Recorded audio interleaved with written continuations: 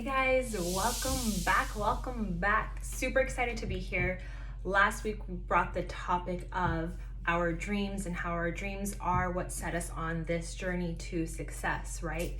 So this week we're actually going to talk about attitude. So we can have this wonderful dream that will certainly put us on this pathway to success.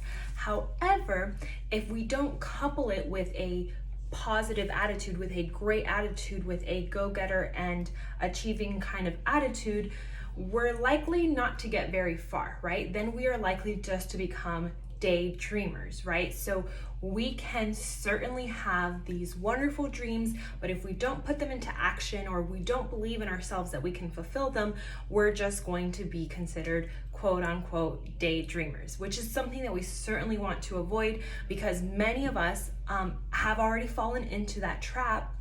Certainly can get out of it, but we've already fallen into that trap by having a dream.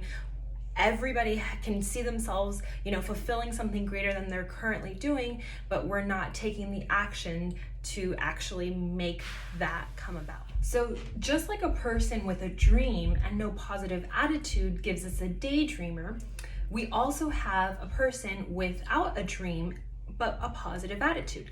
And that person simply just becomes someone that they're pleasant to be around, someone that, typically is fun, lighthearted.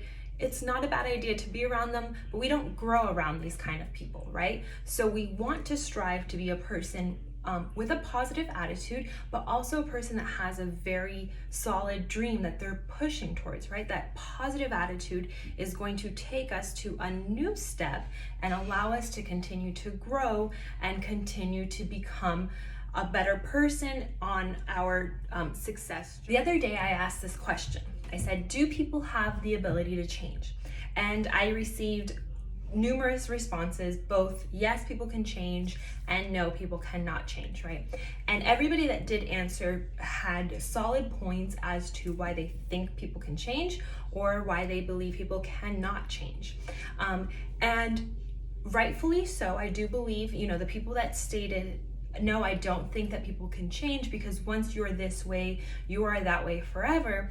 I do agree with that. However, it's strictly because people have habits, right? And habits are one of the most difficult things to change about us, right? We're creatures of habit.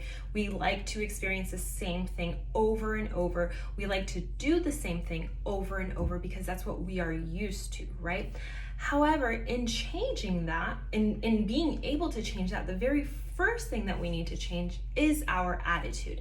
And that's why I tie these two things together. Because if we are able to change our attitude on the way we see something, the way we perceive something, the way we hear something, we can certainly start changing those habits that are hurting us, right? To whether it's in relationship, whether it's in work, whether it's any kind of personal life aspect, we can certainly change our attitude towards that.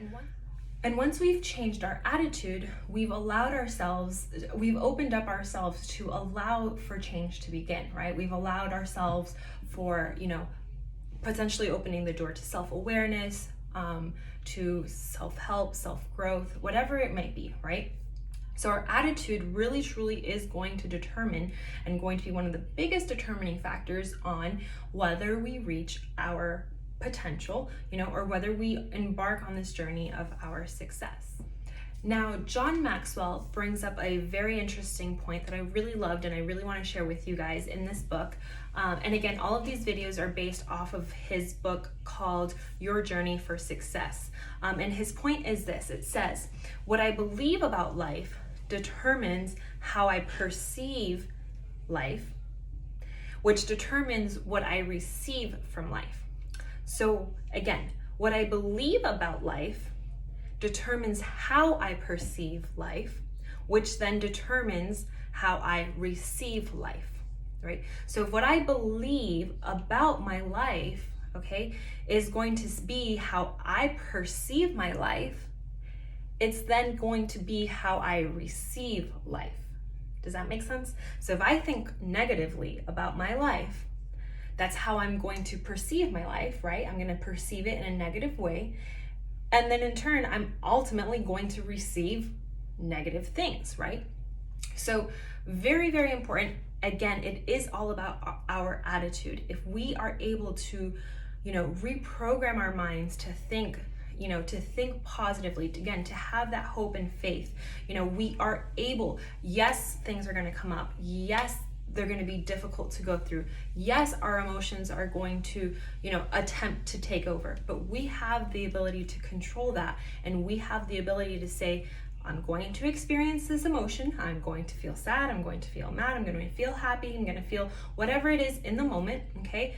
Give myself that space, because again, we are human, so that's not going to go away. However, I'm not going to allow that to determine how I perceive my day, my week, my life, etc. Right? So there are 7 signs that allow us to know if we are on that track to having a great attitude. Okay. Step number 1, point number 1, sign number 1 is having belief in ourselves, right? So we need to believe in ourselves. If we do not believe in ourselves, why do we expect others to believe in us, right? If we can't bet on ourselves, why would we expect others to bet on us, right?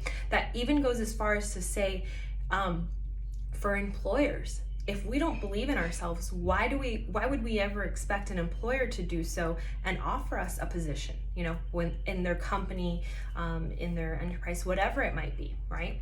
So that is sign number 1.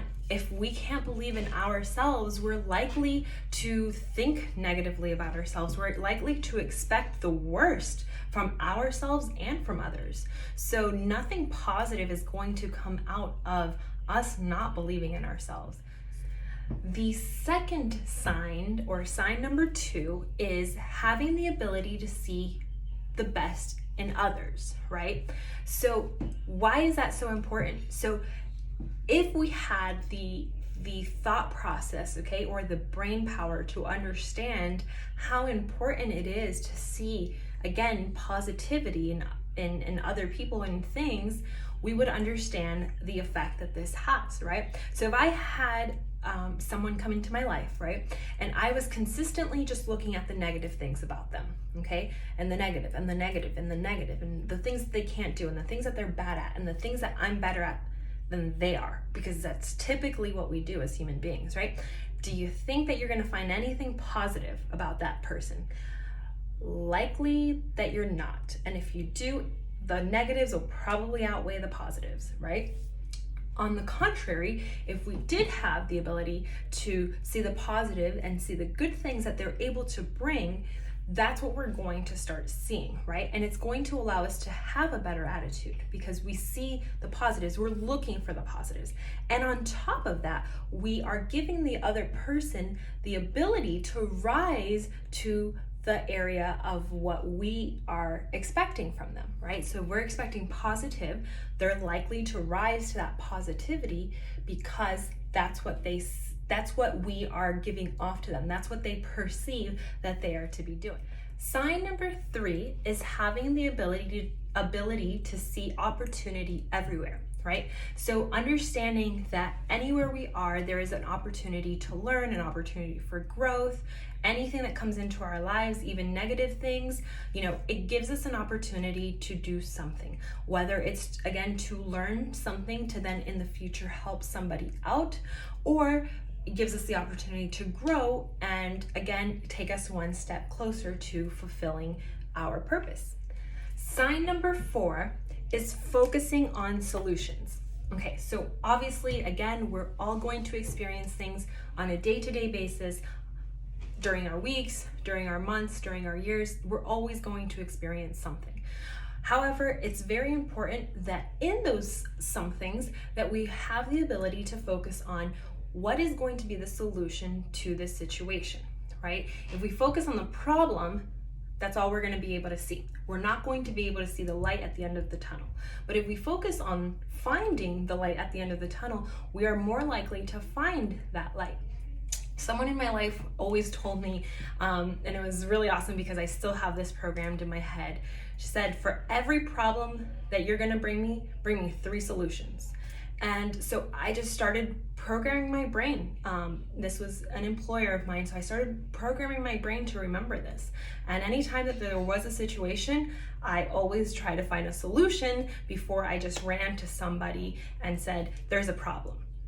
And that really, really helped, because it's helped now, and this is like, what, 6-7 years ago, and it's helped still till this day. It's helping me now. So certainly important. Focus on solutions. There's always a solution to a problem. Sign number 5.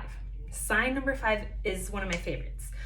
It is having a desire to give. How many of us go out and volunteer our time, or give something to the needy, or give something to a friend, whether it's time or a physical object? How many of us do that and have a negative attitude after that? It's almost impossible. It's almost impossible to put others before you, to give yourself and have a negative attitude, right? So it is very important. Sign number 6 of a positive attitude, of a great attitude, is persistence, okay? Again, we're going to face things, we are going to run into roadblocks, but if we are able to be persistent, if we are able to understand that we have the ability to keep going and to fulfill, we will fulfill. Right. And finally, sign number 7 of a positive attitude, of a great attitude, is a person that has the ability to take responsibility for their lives, right? A successful person is able to understand that they are ultimately responsible for their lives, for their actions, and for their thoughts, right? Without this responsibility, we don't have the ability to be self-aware and to internalize what our strengths and weaknesses are, to be honest with ourselves, to assess ourselves. We don't have this ability until we take responsibility for our lives. So I encourage you guys today, remember this: we are only going to do this as long as we have the ability to be self-aware, right? And by this, I mean, we're only going to be on this journey of success and this growth process while we have that ability, while we have the ability to self-internalize and say, you know what, this is where I went wrong. You know what, this is where I made a mistake. You know what, this is where I was very successful and I was able to help others in this area, so I want to continue doing that. So we need to be self-aware. We need to understand how we affect others positively and negatively, and make those changes for both the good and the not so good, right? If it's some area that we know we're positively affecting people, then continue doing that and continue to see how you can make that even better. And if it's an area where you're maybe not so positively affecting others and you're hurting others, then certainly, if you have the ability to reach out to these people and ask them, to help you assess yourself and to help you, grow so that you can become a better person, do so. And if you don't have the ability to go to these people that maybe you have hurt, that's okay too, but understand that your actions affected that, and you have to identify those actions and start being able to change that, and being able to understand that your actions can both positively and negatively affect people. I wish you guys the best. Have a great weekend. Remember, we are in this to win this. So it's a day-by-day journey. Don't be hard on yourself. Have mercy, have a little bit of grace, and it's going to be awesome. Take care, guys.